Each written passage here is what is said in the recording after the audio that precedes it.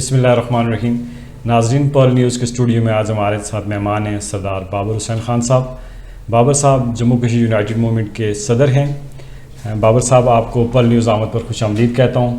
बाबर साहब, सबसे पहले अपने नाजरीन को अपने सियासी सफ़रनामे के बारे में बताएंगे कि इससे पहले लामला बात है कि आपने जो है अपना सियासी सफ़र दूसरी सियासी जमात से शुरू किया था, तो क्या वजह हुई कि आपने जो है ना जम्मू कश्मीर यूनाइटेड मूवमेंट की बुनियाद रखी? बिस्मिल्लाहिर्रहमानिर्रहीम। इय्याका नअब्दु व इय्याका नस्तईन, अम्मा बाद अन्त मौलाना फंसुरना अलल कौमिल काफिरीन। मेरी सियासी लाइफ का जो आगाज़ है वो जब पाकिस्तान तहरीक इंसाफ से हुआ, आप तो हर वाकिफ़ भी हैं। हमने आज़ाद कश्मीर में पाकिस्तान तहरीक इंसाफ की बुनियाद रखी। मैं आज़ाद कश्मीर में तहरीक इंसाफ का पहला सेक्रेटरी जनरल था और अल्हम्दुलिल्लाह यानी हम सिर्फ इमरान खान के साथ इसलिए खड़े हुए कि उसने मदीना की रियासत की बात की, हमने उस पर लब्बैक कहा और अपना तन मन धन लगा कर हमने रियासत के लोगों को भी उसके साथ खड़ा करने की कोशिश की। और जब 5 अगस्त 2019 को हिंदुस्तान ने अपने कॉन्स्टिट्यूशन से 370 और 35A को रिमूव किया और कश्मीर के स्पेशल स्टेटस को ख़त्म करते हुए उसको अपनी यूनियन टेरिटरी में शामिल किया, उसके बाद हमने भरपूर एहतजाज किया और एहतजाज के बाद हमने कोशिश की कि पाकिस्तान तहरीक इंसाफ, उस वक्त चूँकि प्राइम मिनिस्टर इमरान खान थे, तो हमने कोशिश की कि प्राइम मिनिस्टर इस पर कोई मजबूत मौक़िफ़ अख्तियार करें। लेकिन अनफॉर्चुनेटली ये हुआ कि हमारा जो ये प्रोग्राम था, इसको जो एहतजाज करने का, तो वो इसलिए अपनी मौत मर गया कि खान साहब ने ये कहा कि जी मैं जो है वो अक़वाम मुत्तहिदा जा रहा हूँ, तो जब मैं वापस आऊँगा तो वापसी पर जो है ना वो हम कश्मीर के मसले पर ख़ास स्टांस लेंगे और हम इंशाल्लाह उस वक्त तक आप कंट्रोल लाइन क्रॉस नहीं करें। तो हम साइलेंट हो गए। हमने कहा ठीक है जी, अच्छी बात है, ये करते हैं। लेकिन जब खान साहब वहाँ से वापस आए तो उन्होंने कहा कि जी हम जुम्मे की नमाज के बाद 5 मिनट की खामोशी इख्तियार करेंगे। तो हमें सच्ची बात है, मेरे साथ PTI के ही दोस्त थे, जब हमने मिल के ये सरदार शाहिद साहब हमारे सेक्रेटरी जनरल हैं और सीनियर वाइस प्रेसिडेंट हैं सईद अंजुम मुग़ल साहब मुज़फ़्फ़राबाद से, तो हमने सोचा कि यार ये अगर हम इमरान खान की पार्टी आज़ाद कश्मीर में बना सकते हैं तो हम क्यों ना रियासत की एक जमात खड़ी करें जो आज़ादी की बात करे, जो कश्मीरियों को मुत्तहिद करे।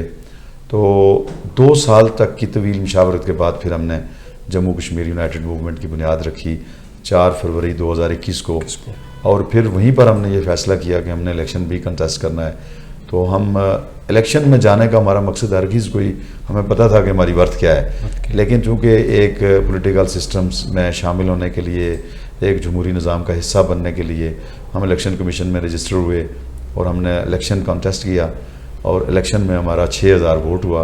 तो पहला इलेक्शन था, मैं बीइंग पार्टी प्रेसिडेंट तमाम उम्मीदवारों के हलकों में भी नहीं जा सका, लेकिन अवाम ने जम्मू कश्मीर यूनाइटेड मूवमेंट के प्रोग्राम पर एतमाद का इजहार किया और हमें 6000 वोट मिला।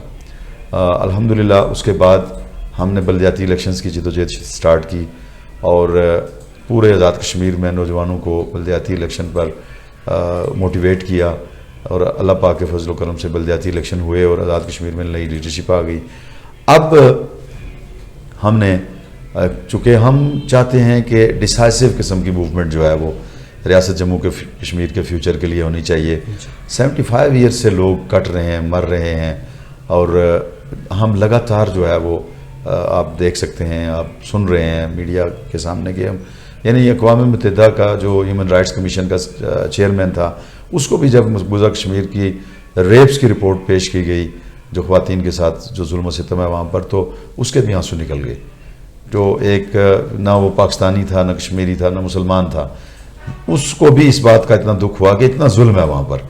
तो इस जुल्म के ख़िलाफ़ हमने एक जो ये हमारी जदोजहद है, ये पॉलिटिकल हमारी मूवमेंट है, सियासी जदोजहद है।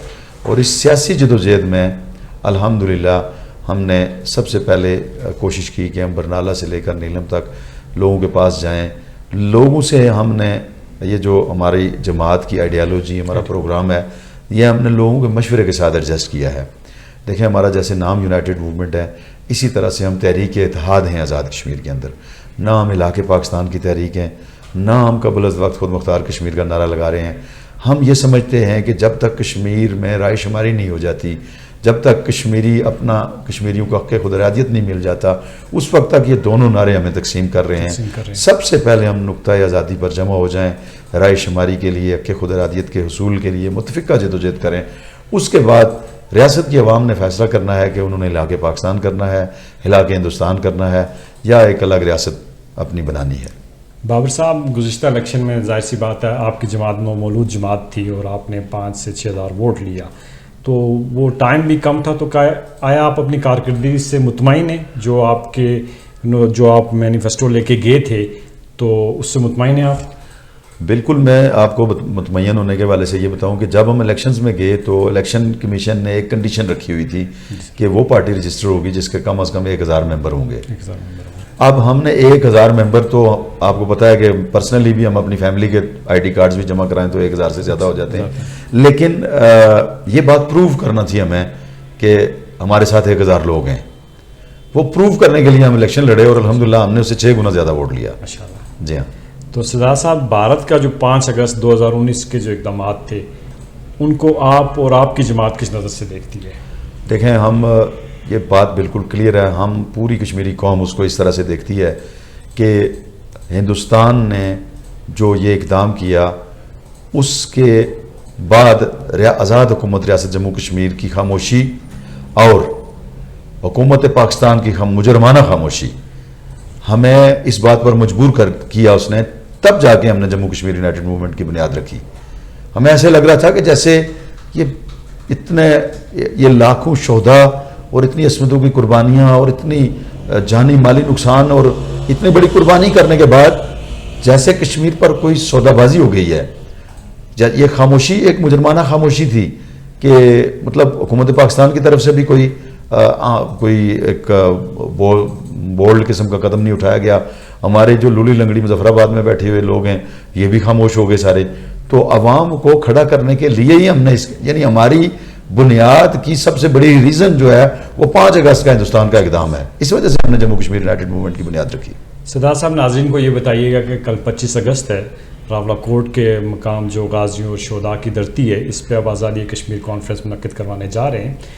یہ جو کانفرنس آزادی کشمیر جس کا آپ نے اس کو نام دیا ہے، اس کے اغراض و مقاصد کیا ہیں؟ اس سے پہلے سر آپ نے مظفر آباد میں بھی آزادی کشمیر کانفرنس کروائی ہے اور میرپور میں بھی، تو سر جو اغراض و مقاصد ہیں ان کے حوالے سے عوام کو دیکھیں عامر بھائی، ایک بالکل کلیئر بات ہے، یہ آزادی کشمیر کانفرنس راولہ کوٹ میں جو ہو رہی ہے، یہ ہم ہندوستان کو یہ میسج دینا چاہتے ہیں کہ وہ اگر کوئی اوچھا کنڈا استعمال کر کے یہ سمجھے گا کہ وہ کشمیر کے مسئلے کو ختم کر لے گا یا کشمیر کو اپنی ٹیریٹری میں شامل کر لے گا اور کشمیری خاموش رہیں گے، یا تقسیم کشمیر کا کوئی فارمولہ ہندوستان اور پاکستان دونوں اگر یہ سمجھتے ہیں کہ کشمیری سائلنٹ ہو جائیں گے، تو یہ میں کیٹیگوریکلی کہوں گا کہ ہم کٹ مر سکتے ہیں لیکن ہم تقسیم کشمیر کے خلاف اپنی آخری حد تک جدوجہد کریں گے، ٹھیک ہے۔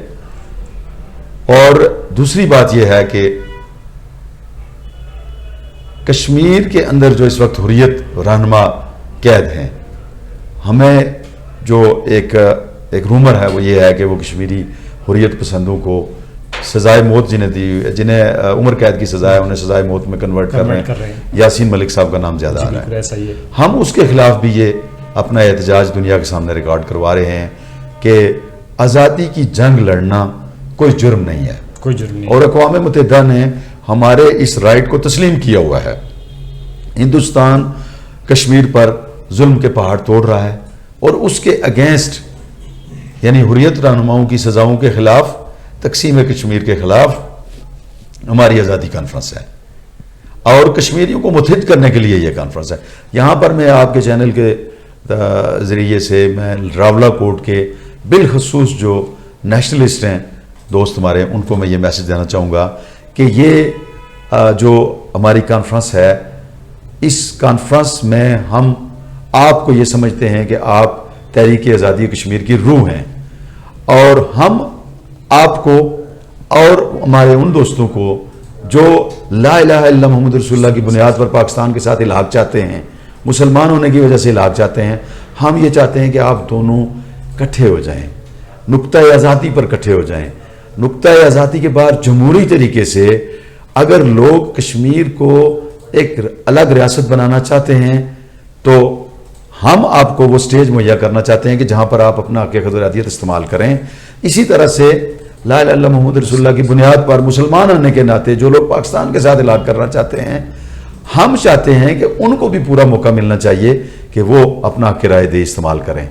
تو ہمیں آپ یہ سمجھیں کہ ہم وہ جماعت ہیں جو کشمیر کے تمام مکاتب فکر کو متحد کرنے کے لیے کھڑی ہوئی ہے۔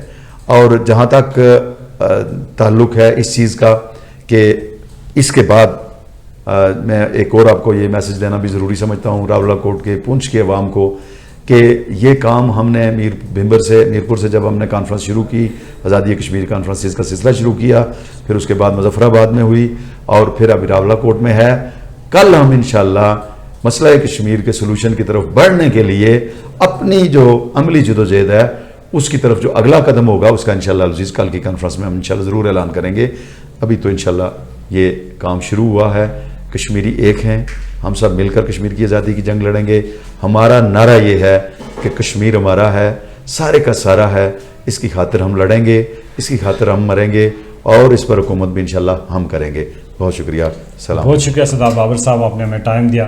ناظرین، اسی کے ساتھ اپنے میزبان سردار عامر جاوید کو اجازت دیجیے۔ اللہ حافظ۔